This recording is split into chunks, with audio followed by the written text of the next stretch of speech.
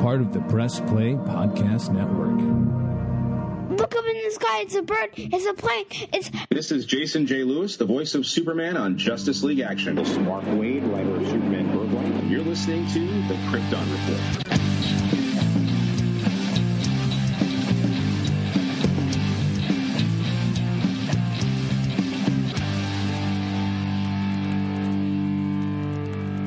You know, I'm thinking.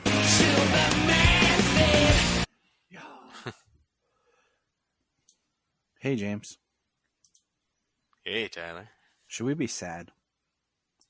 Should we be sad? Yeah. Superman's dead. That happened 30 years ago. Oh, that's right, it did. Oh, man. 30 years. That's a long time. How old were we when the death happened? Holy crap. Yeah. Man. If it was before July, I was 7. Or 6. 6. You were 7 when it happened. I was 7 when it happened. I was going to say it was later in the year. Holy crap. You know, like, it's one of those events that feels like it's so big and relevant in comics, but here we are 30 years later. Where has the time gone? Yeah, I mean, 30 years, it's happened twice in animation. It happened once in live action. Yeah, so let's talk about that. And we're touching on the 30th anniversary special that just came out of the death of Superman. I'm your host, Tyler, the Superman of Blue. Welcome to the Krypton Report. This is with me, my better half on the podcasting, the Superman of Red, the Man of Steel, Mr. James Cole. Together, we are Krypton Report. Yeah. It's like, got to do the Krypton Report like Wild Stallions. Exactly. Krypton Report! So, I just, this book came out last week, and we kind of took our time to get here because we've both been really busy. And I'm a little bummed because I wanted to get a different cover than what I got, but my comic shop guy sucks. So I didn't get the cover that I wanted.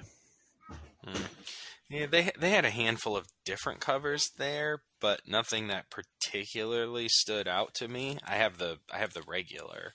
That's what I have, and it's perfectly fine.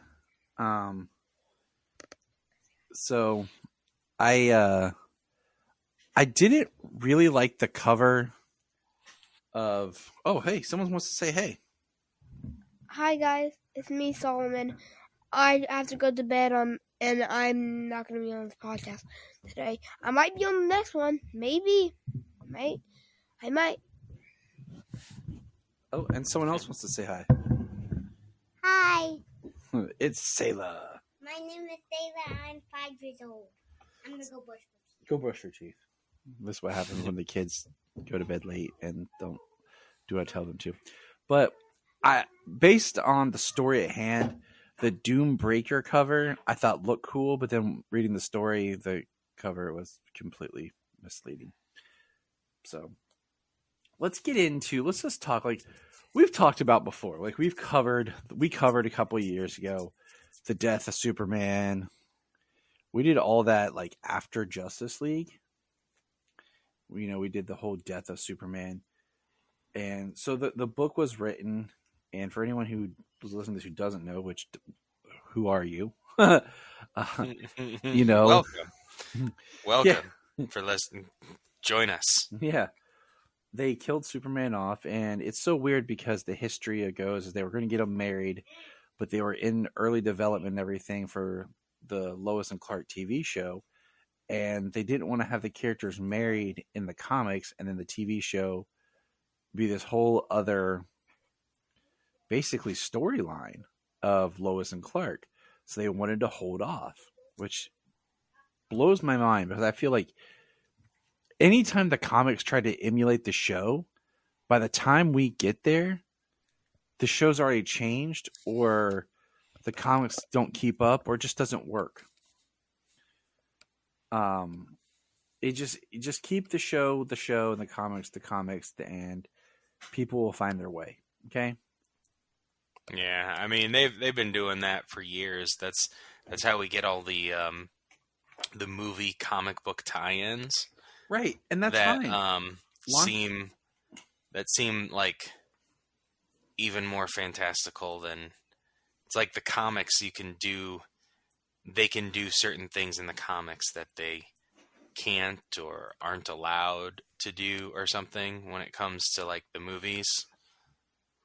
Yeah, it's just I don't know. Whether it's utilizing characters or telling some sort of narrative that they'd like to be in the movie, but maybe they cut that out or something. Exactly. So James, let's go back in time a little bit. I want to hear your experience when the Death of Superman comic comes out. Like, do you remember it? When did you first read it? Tell us your tale.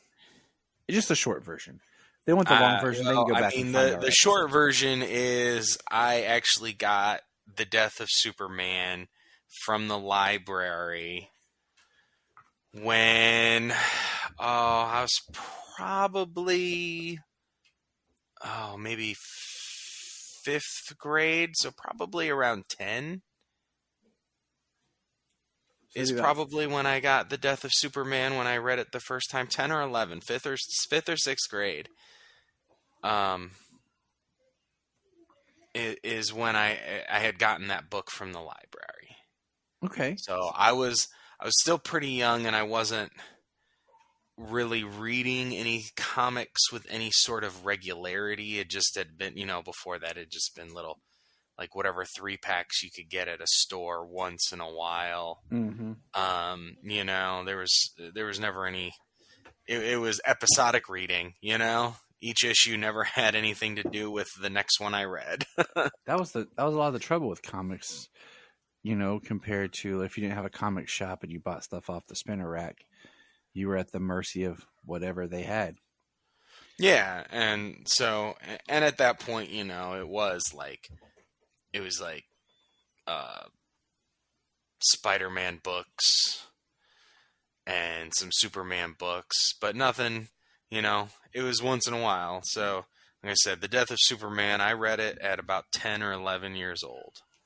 And it's a story I had known, is a story I'd heard about and I had known about. So it was something I wanted to read, obviously, Superman being my favorite.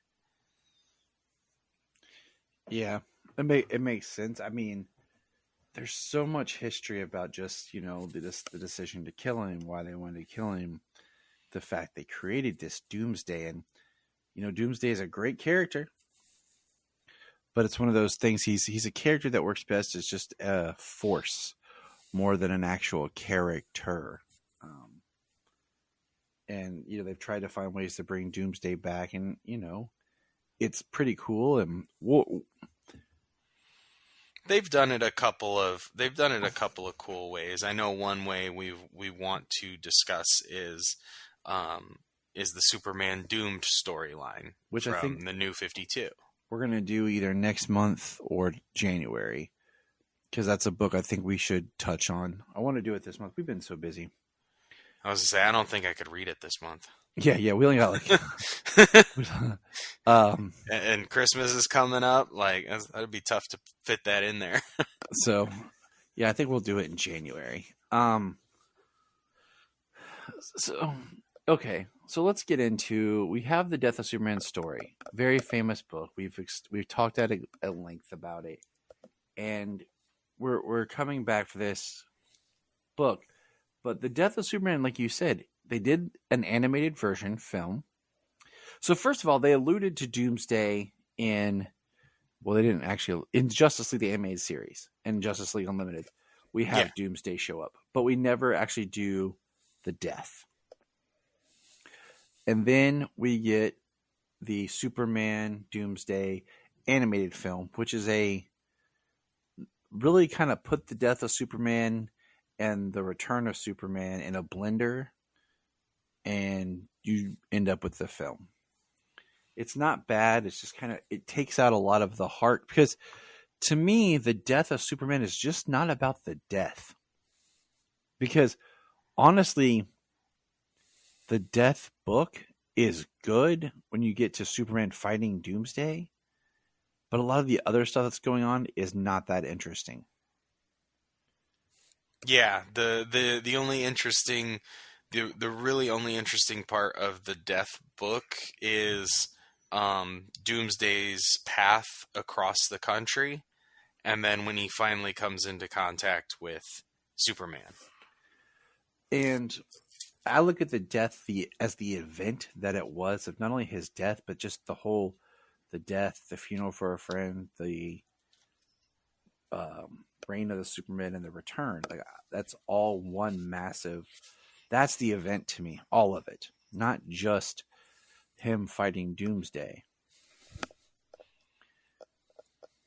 And then later we would get Man of Steel, or the sequel to Man of Steel, Batman v Superman, that has the first live action Doomsday, and Superman battling Doomsday and dying by Doomsday's hand. Well, it might be the second one if you consider Smallville, but on the big screen. I said died by Doomsday. Oh, you did say die. Okay, yes, my bad. Well, James, bury the lead. Nah. Smallville did do a really unique Doomsday story. If you're listening to this, always hold on to Smallville. Has just started its season 8 watch discussion, and that is the season that we were introduced to Davis Bloom. And spoilers for a show that's been off the air for a long time. Oh my gosh, holy shnikes. Okay, this just in, people. I knew this was coming, but I didn't know when. I literally just got this tweet now. If you go over to Smallville, or always hold on to Smallville right now, you can now download the episode where Zach Moore interviews Davis Bloom himself, Sam Witwer. So that is now live as of this recording. So go check out Always Hold On to Smallville's discussion with Sam Witwer, Davis Bloom, aka Doomsday. Oh, that's excellent. I saw that he was doing that. I was like, oh, that's going to be sweet. And yeah, they have just begun coverage of season 8. I am just past midway of season 6 in my listening. Nice. I had veered away from them for a little while, but I have since come back hard, and I got some catching up to do. It happens. It happens. It does. And, the thing was with Smallville when they got to Doomsday, at that time, I'd kind of just accepted the fact that this is no longer more of a Superman prequel series that's kind of leading up to him being the Superman we know. It's its own Superman series. Because he's basically doing everything Superman, but in the shadows without the costume. He's fighting all the villains. And it's its own thing. So when they did Doomsday, I was like, oh, okay, that's cool. And then, a friend of mine in college was like, do you think they'll do the death? And I'm like, I don't know. I mean, it would be an interesting cliffhanger to have, like, the last episode do this big brawl between Superman and Doomsday and have Clark die. And, in the next season, he kind of is resurrected somehow. Like, that could be really cool, but that is not what they did. Spoiler alert, they kind of steer it into something, I don't know, something along the lines like Doomsday is buried, 5 miles beneath the surface of the earth. So Doomsday, when he comes back, has to bust his way out of the earth. Okay, that's kind of like where he comes from in the comics. But then Clark is like, Clark Kent is dead. I'm no longer Clark Kent. Yeah, Clark Kent is dead. It's like a metaphorical death. Right. Lame. I mean, basically the fight is Doomsday slaps Clark. Clark football tackles Doomsday into underground, setting off a bunch of explosions. But because he can move super speed, he zips out of there. That's the battle between him and Doomsday. Yeah. I think I actually can't wait to hear what they have to say about it when they get to it, because I think everybody was disappointed in the way that they did that, because they did such a good job with Doomsday, like, throughout the season, with the version, the way that they created this Doomsday. Like, I think and then the way they kept him in shadow, the way that, like, Bride. every time. Is it like, Bride? Is the Bride, when he hits Clark and sends him flying that one time. Yep. Like, and then even initially in the fight when Doomsday lays into him and hits him a couple of times. But that's literally it. He hits him a couple of times, and then Clark is like, boom, big tackle, and that's all you get. Yeah. So that was the first live action Doomsday. Then we would get BVS, and then he looked awesome though for that practical suit. I must say, I really do dig like an actual just large guy dressed, in a practical costume like that. I think it looked great. I agree. I think the best looking Doomsday I think that we've had is Krypton's, because it was a good blend of the, not being too massive. BVS's I think was too big. Right. And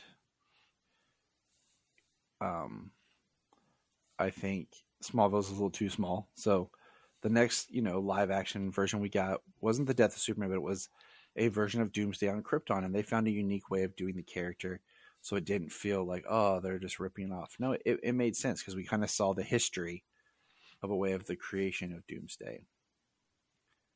So that was kind of interesting. I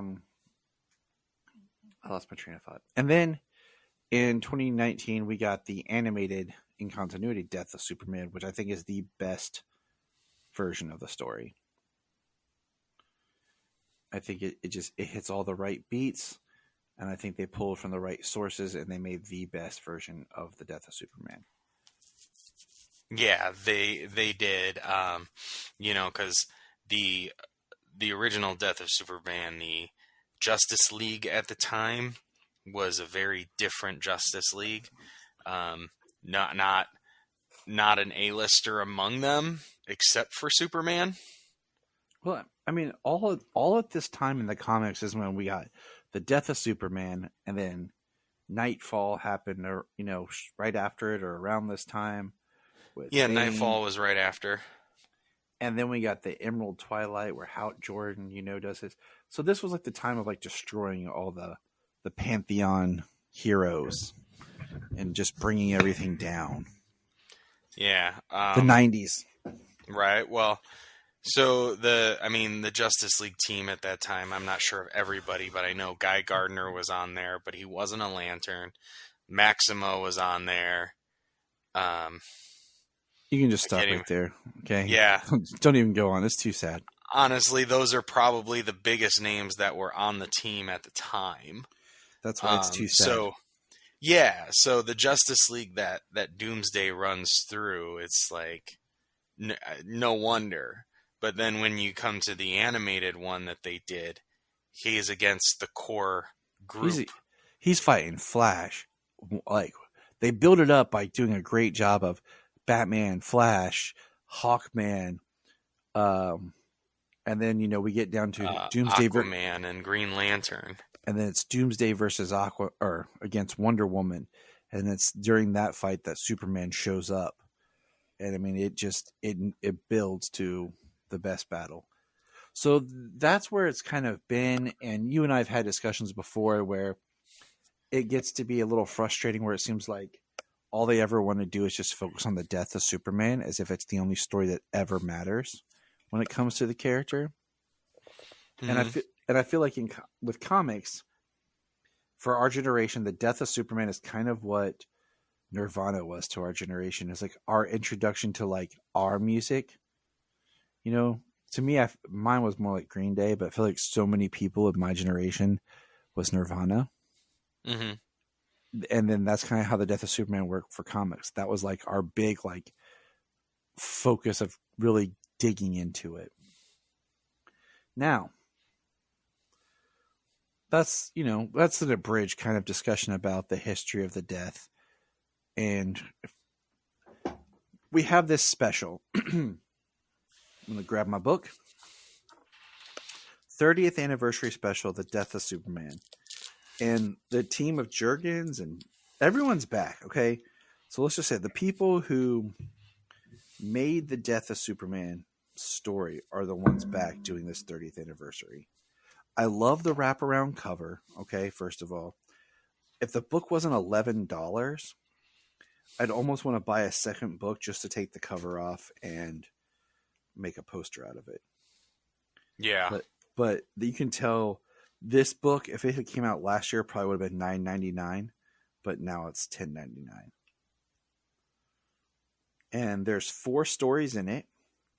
There's a new story, and then there's 3 stories that kind of basically take place during the Death of Superman.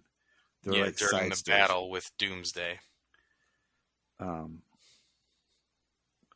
So we're going to start small and work backwards, okay? We're going to start with the back 3 stories. Which one was your favorite? I would probably have to say my favorite was Time, the John Henry Irons story. See? My man. Okay, so we have John Henry Irons, we have one with Guardian, and one with Ma and Pa. My favorite was John Henry Irons because the story in that sense, to me, had the adrenaline, but it also just proved more of the man that Steel is. Because to me, Steel is the character that represents the completion of Superman's mission in a way. His mission is to inspire people. And that's it's evident in what John Henry's doing. Yeah. And so I really, really like that one. And then I love the Ma and Pa, where, Ma and Pa are basically pull out a scrapbook of all these other things that Clark did, but did kind of that. He did something, and because he did it, other good things happened. Right. And it wasn't always things that were contributed to Superman, like a lot of his, bigger acts. Let's talk a little bit about like this John Henry Irons story. Okay, I was going back. I was just kind of okay. setting You up. just wanted to kind of go 1, 2, 3. Yeah, and then the Guardian story, I'll be honest, I didn't like it. I like the Guardian story. I did. It was, it's seeing another kind of corner, especially since, and I know it's not the same, but especially since there's a lot of Guardian and Cadmus in Young Justice. Mm-hmm. It's not the same Guardian, but just the way the story plays out, and then the way it ends. But you see all these people who are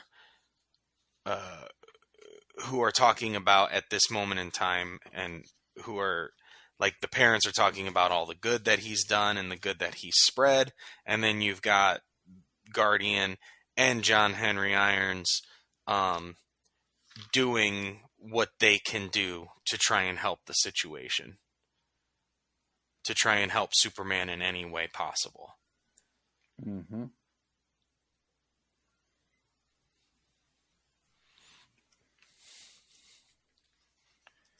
So, all right.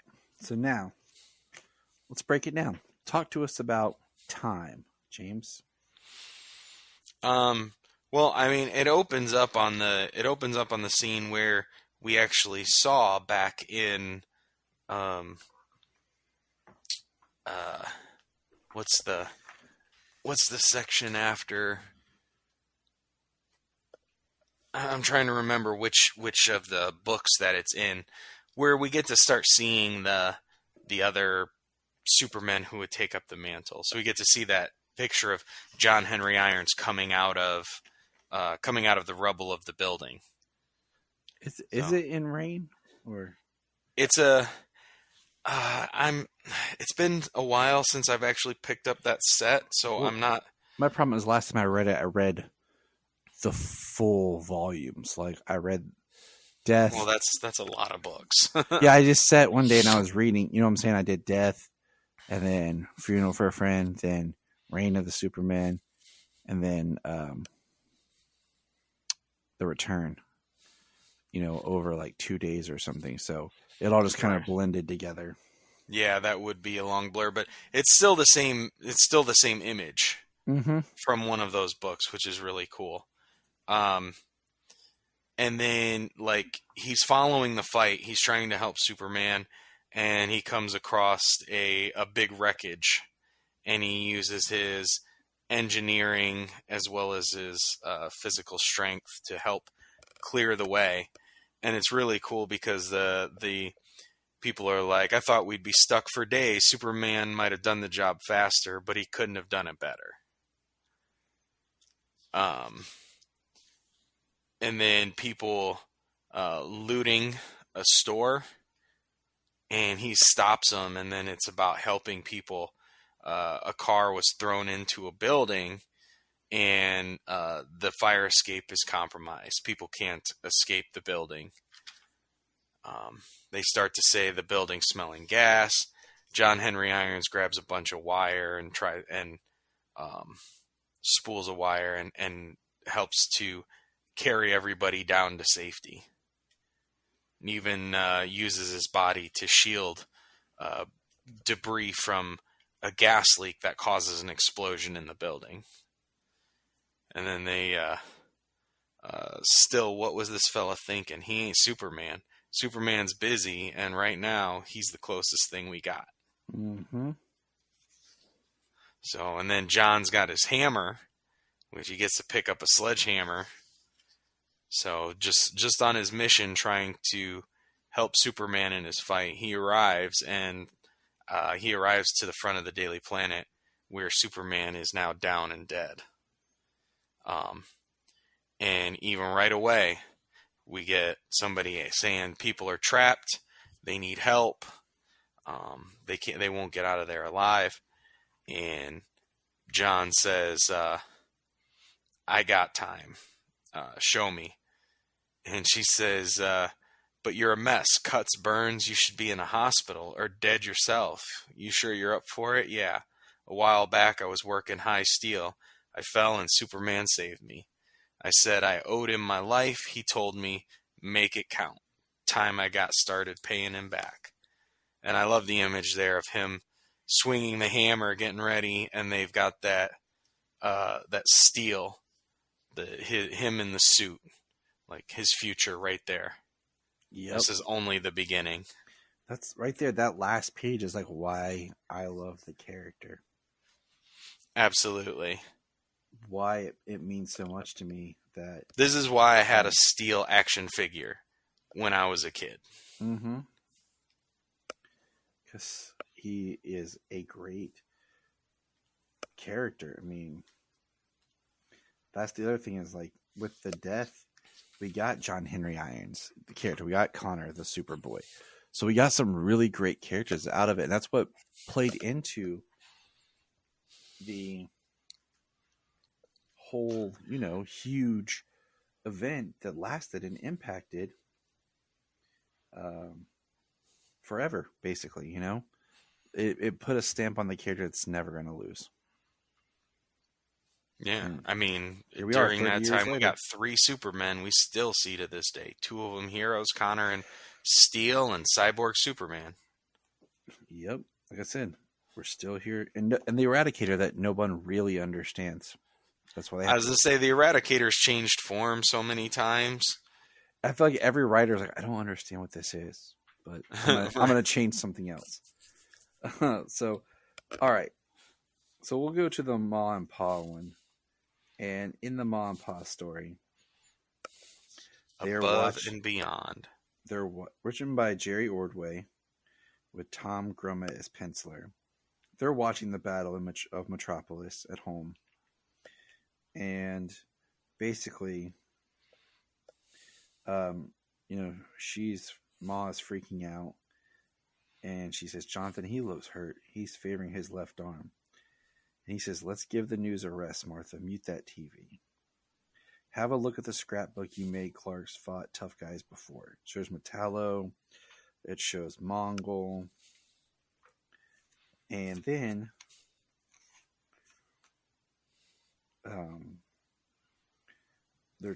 they're talking through it, and she's a concerned mother, and she says, "But what cost, Jonathan?" And then he starts to get frustrated. She goes, "You need a distraction. Reporters are just doing their jobs, is all. They expect Superman to save the day. He always does. He never tells us about the times he almost failed. But he told us plenty of stories about selfless acts that never made the news."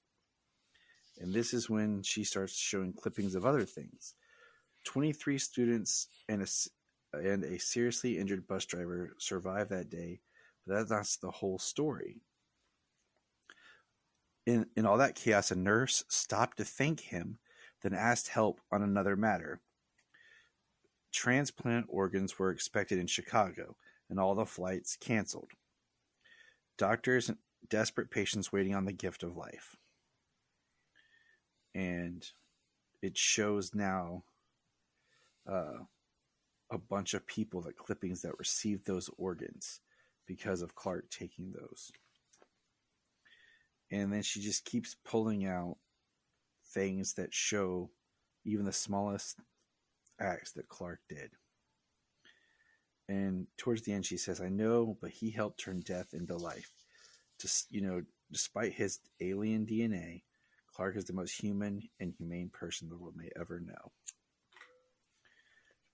Clark is fighting for us all now."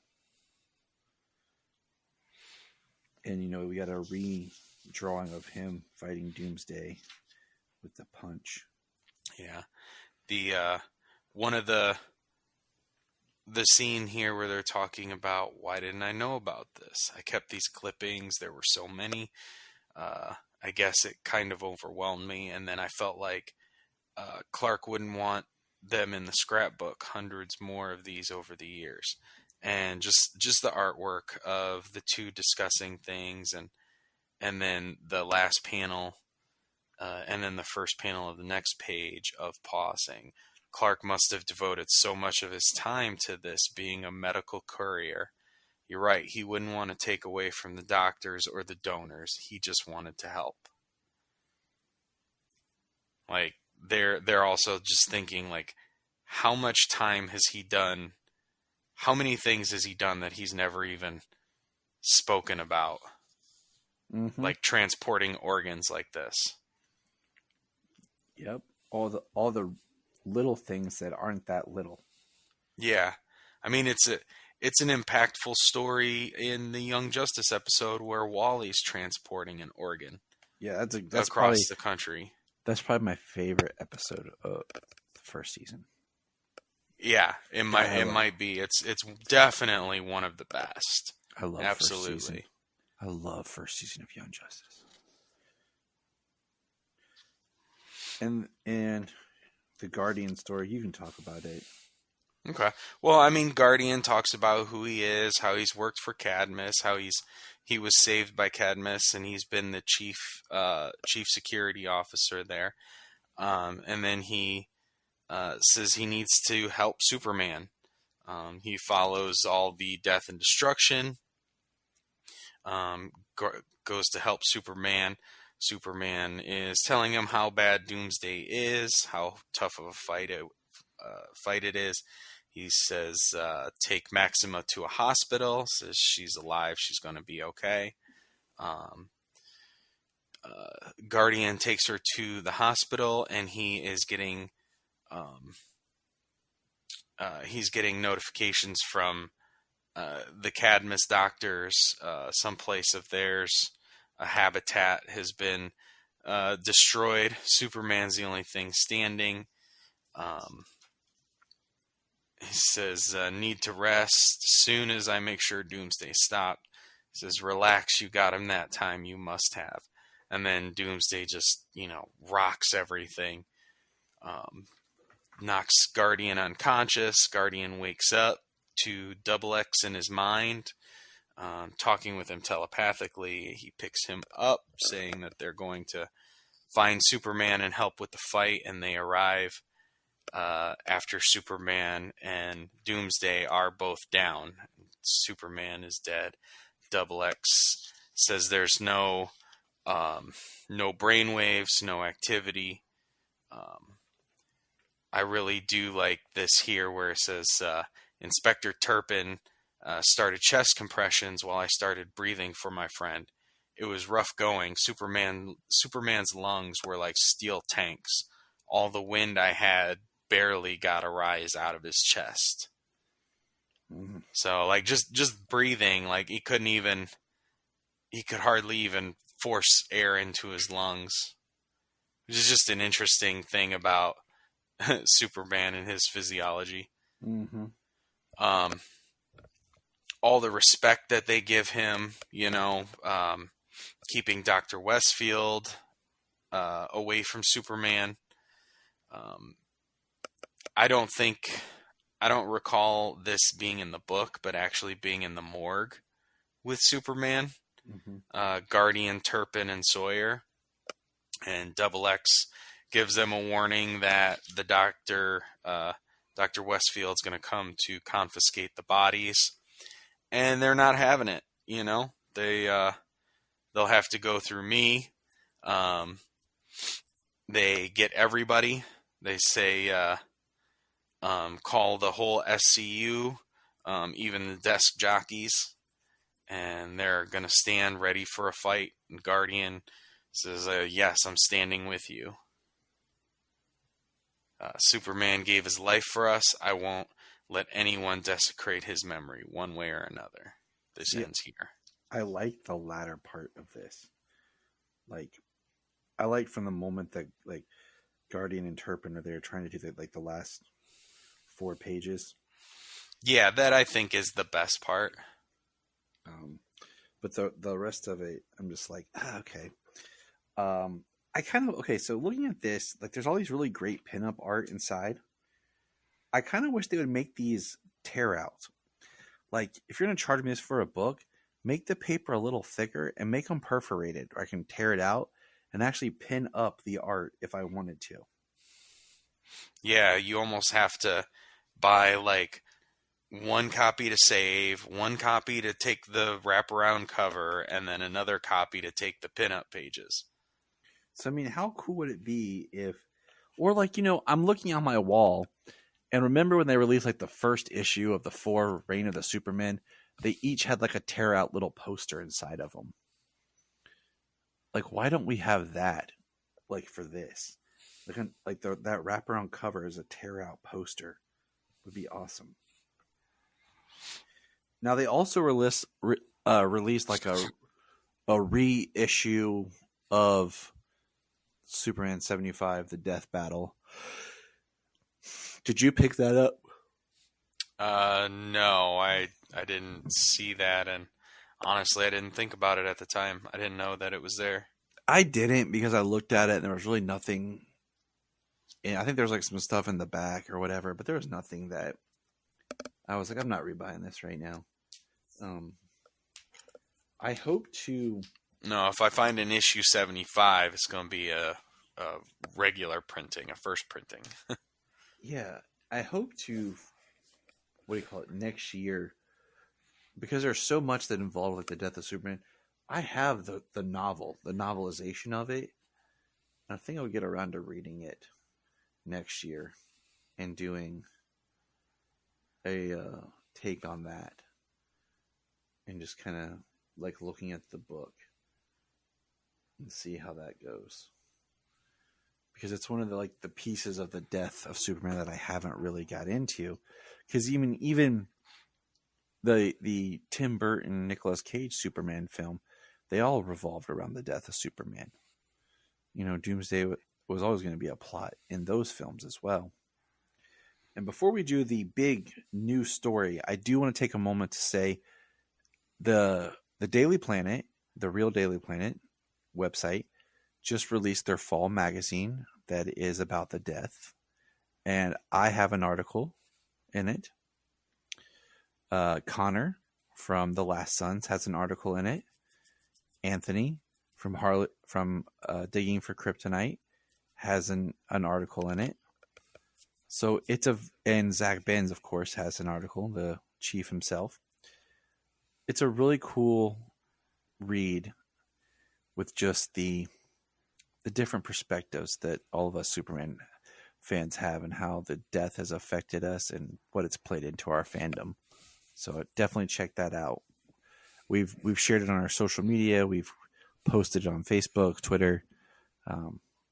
Yeah, I've shared it. I haven't had a chance to read it yet, but yeah, I have it there. And then, ladies and gentlemen, the big main story. James, I'm going to ask you this real quick. What did you think of the main story? There were some really cool parts about it, it kind of taking place in a more present day, not exactly present day because John's still young. To me, this takes place right after, like, it's weird, okay? Because we got Superman, like, this feels like it takes place during the Lois and Clark book. But then John's a little older than that, so this would be right at the start of Rebirth, somewhere. I mean, it doesn't even really place it anywhere because Superman is wearing the trunks, and at the time he wasn't wearing trunks. Right, and that's what I'm saying. That's what's weird is, like, it would have to be right after Reborn, after the Bendis, because he's wearing the Bendis 1000. But before John left with... But even then, no. When John left, he was older than he is here. Because this is very much seems like this is John before Super Sons. Like, this feels like John from the Lois and Clark book when he's... This is like John from when Jurgens originally created him, before anything else happened to John. Before he did Super Sons, before Bendis got a hold of him, any of that. Exactly. But because of Clark's costume, it's hard to pinpoint where it would take place. Well, that being it really doesn't fit anywhere. So then it has to be in the future past of Superman Reborn, where everything becomes cohesive.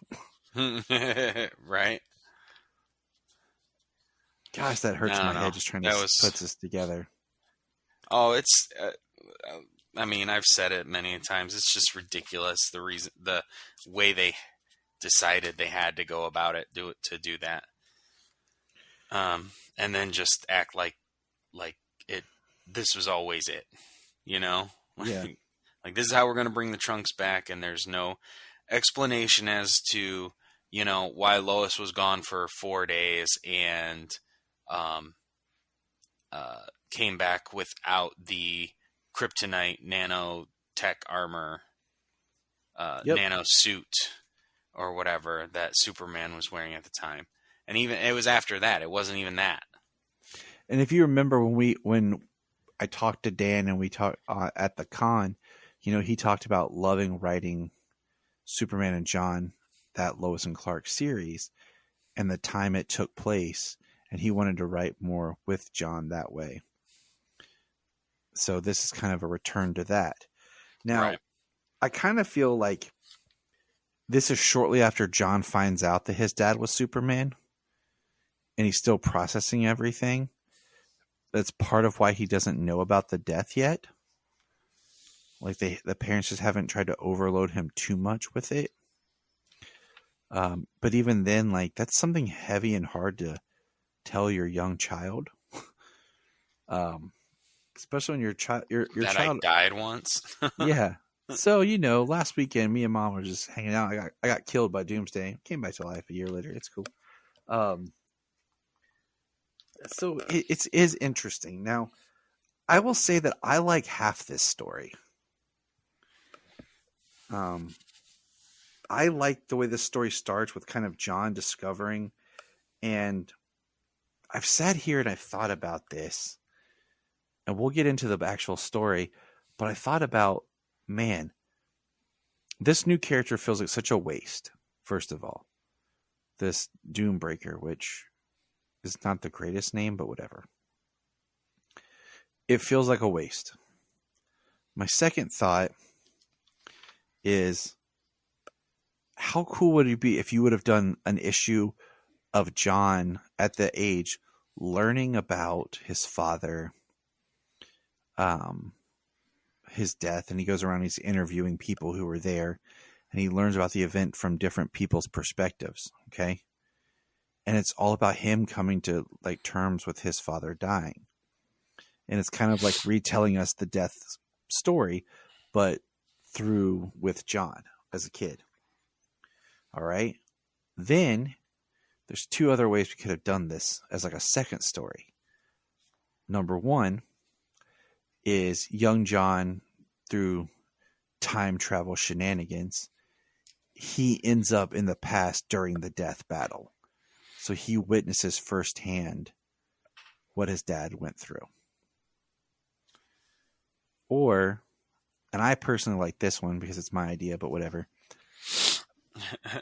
It takes place kind of in the future-ish time, more present day, and John is battling this Doombreaker, okay?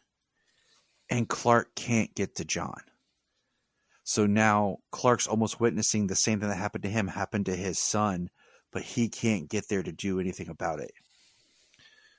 And it's now this reverse of, you know, of almost like it's the death of Superman, but it could be John's death. But then at the end, Clark does get there and they defeat him together.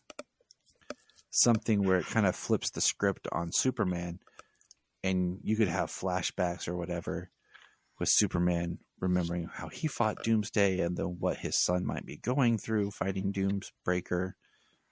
Yeah.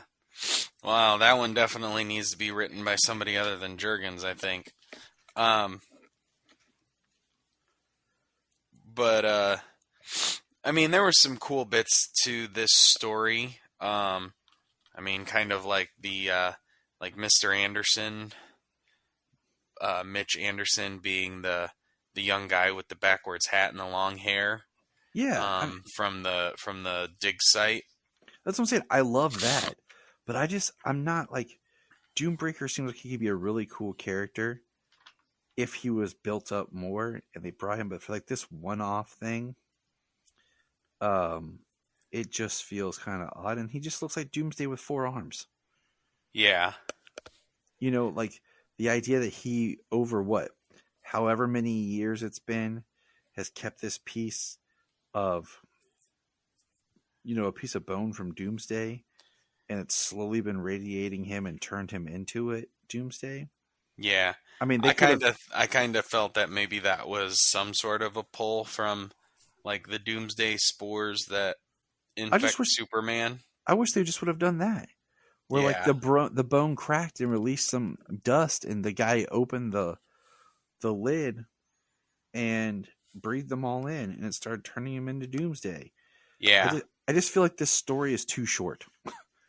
Like, either make it different or make it much longer. You know what I'm saying?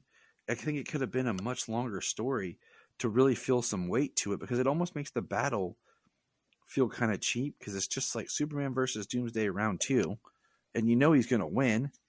But they just kind of want to highlight the battle again, and you know, he uses his heat vision on the bone, and it and they try to make it seem like this version, this Doombreaker is more powerful in a way that he's evolving during the fight, as opposed to the way, you know, the original Doomsday, like, he had no give until it was done. Mm-hmm. And then, you know, he resurrected and couldn't be defeated again the same way. but this version like evolved during the fight. So, the story is called The Life of Superman, which I think is great. I love the artistry of Superman, but the guy turns back from Doombreaker into regular human, and then just standing there, and at the end of it, everyone's standing around cheering Superman. There's a bunch of rubble, and the dude's just standing there as Superman flies off. You know what I'm saying? It just has a weird vibe to it.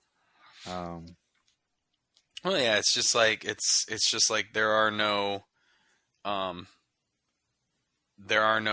consequences. There is no, Superman saved the day 100%. You know what I mean? Yeah.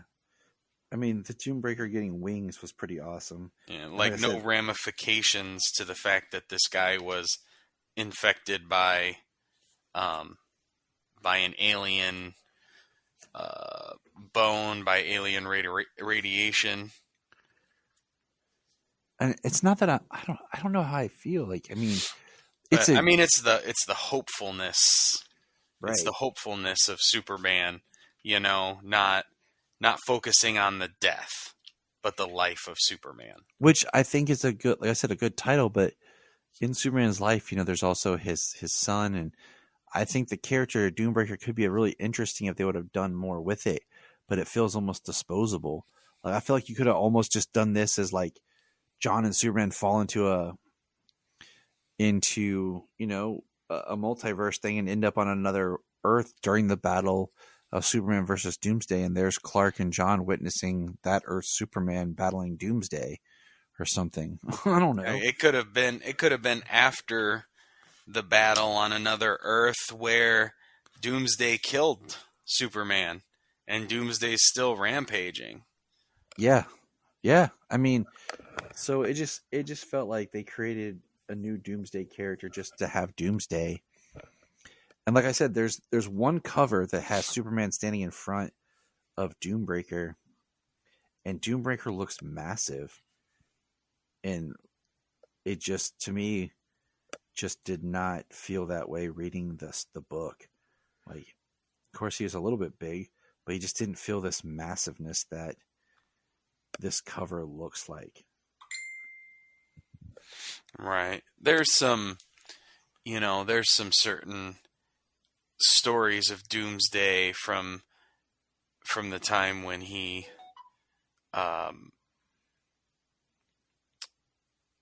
since the time that he killed Superman and came back. I mean, the sequel to it, Hunter Prey, was an excellent story where we got the origin of Doomsday. I still sometimes don't like that Doomsday is Kryptonian. I'll be honest. Sometimes I like the mystery. Like, we always want to know, like, the history of something and where it comes from, but at the same time, it's been really interesting if they could not figure out where Doomsday came from. They found him on Earth. Yeah.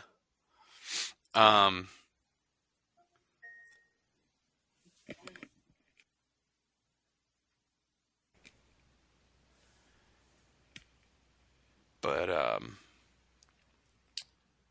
sorry, echo, and I lost my train of thought. My bad. I don't understand what you meant by that question. So,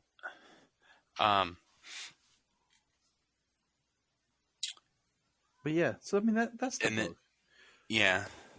I was remembering where I was now. Oh, are you there? Did you figure it out? Yeah, and then the next thing they did to make Doomsday like a threat again was having Doomsday's body and Brainiac's mind kind of merged. And then the way that they stopped him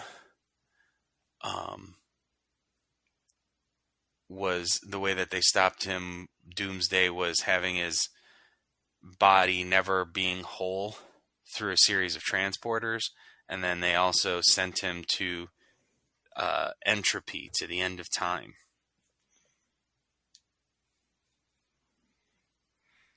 like I always say, throw them into Phantom Zone. But that's the 30th anniversary, and I'm not disappointed. I wasn't as super like, oh man, what's going to happen? But I do feel a little let down, but not upset, if that makes any sense. Yeah. I mean, I wasn't necessarily expecting the opening story, The Life of Superman. I wasn't expecting a modern story from it.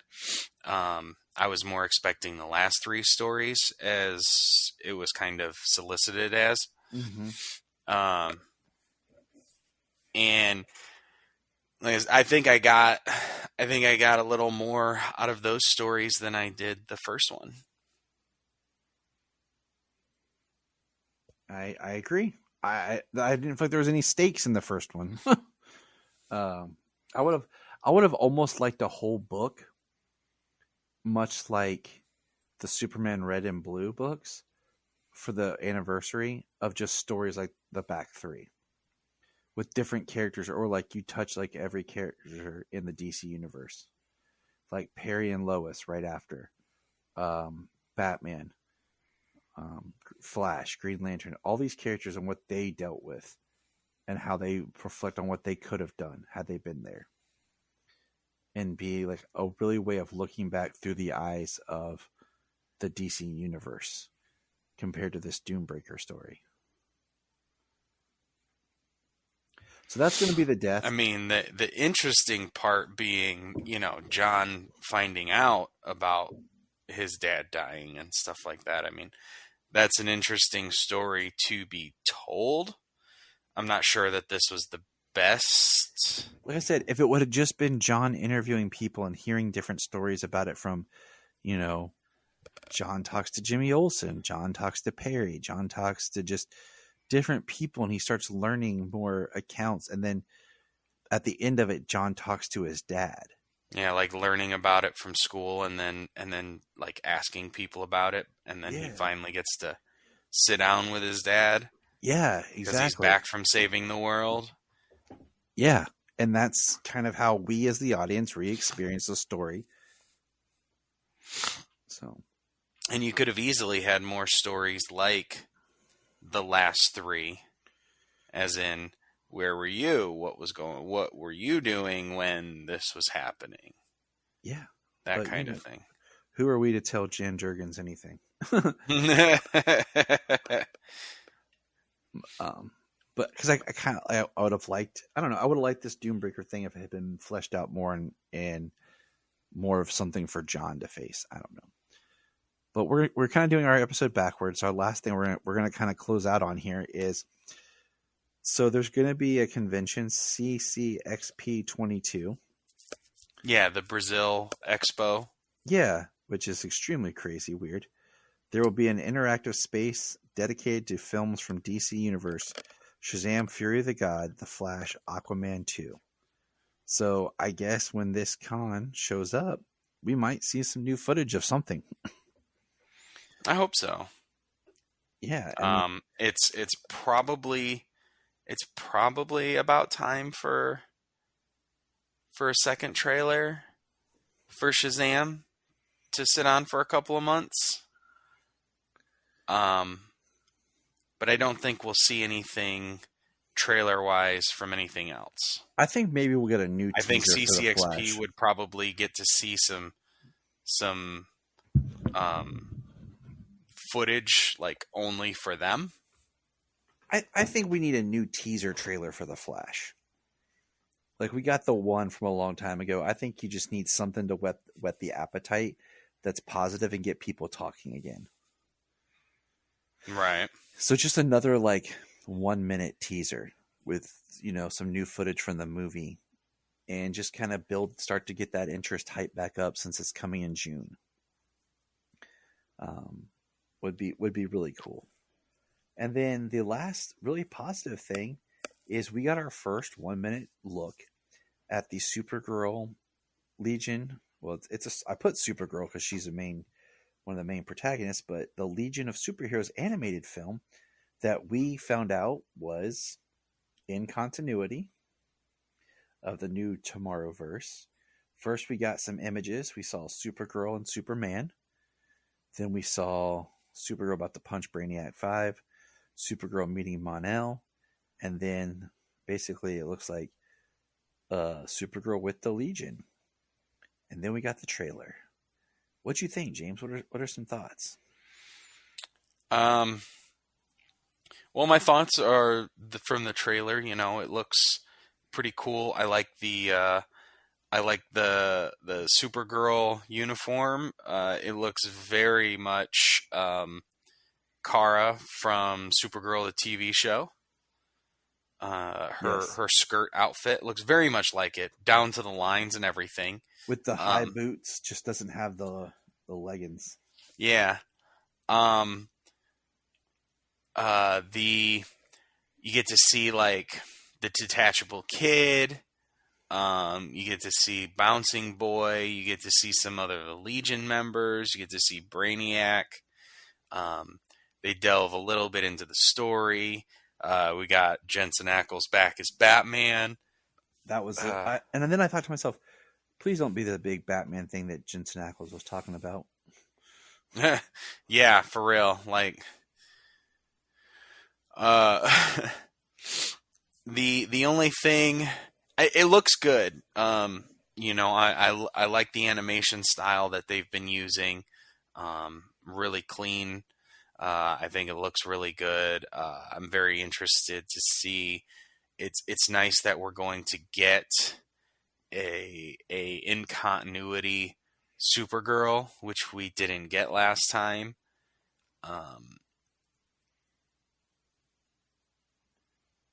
But the only issue I think that me and you share, among with others, is so much in this universe happens off screen.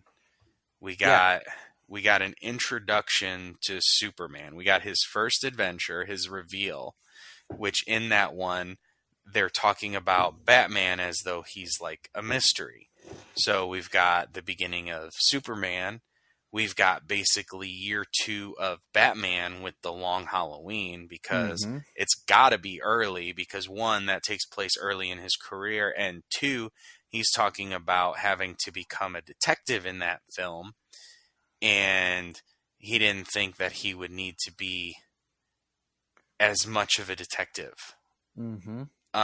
So it has to be early in his career, because otherwise, I mean, he doesn't make it years and years and years without being the world's greatest detective. Then the Flash has already existed. The Flash exists. He meets Superman, and then he goes on a whole adventure that we find out that we haven't even met Wonder Woman yet. Yeah, that's a parallel Earth. That was a parallel Earth in their past, so that was like a big fake out to us. And then when Long Halloween ends, we see the Flash show up with Green Arrow. So we didn't even get an intro to Green Arrow, and then we get Jon Stewart as Green Lantern, and there's a whole history that's happened with Hal Jordan. Yeah, the Justice Leagues existed. Hal Jordan was a member of the Justice League. They all know each other. Like, at this point, it's almost like hard traveling heroes has pretty much been a thing, because Green Arrow and Oliver and Hal are best friends. You know, it's like this. There's a whole world, which is fine. We expect things to develop behind the scenes, but it's like huge leaps. Yeah, exactly. Huge leaps in time. Like, we never saw a formation of the Justice League, but we have a Justice League that Hal already existed and is now dead. Yeah, and you know, we have Batman.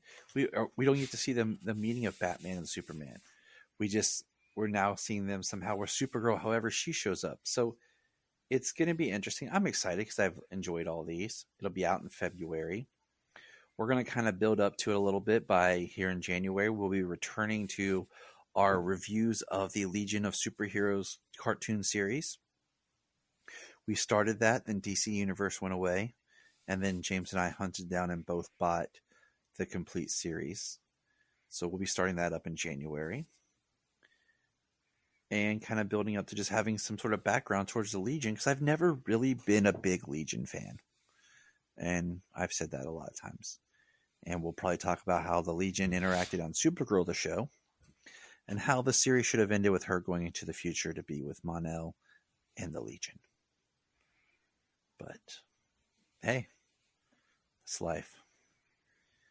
And death. So good night, everybody. Hope you enjoyed our chat. James and I are going to kick the tires and light the fires. You know what I'm saying?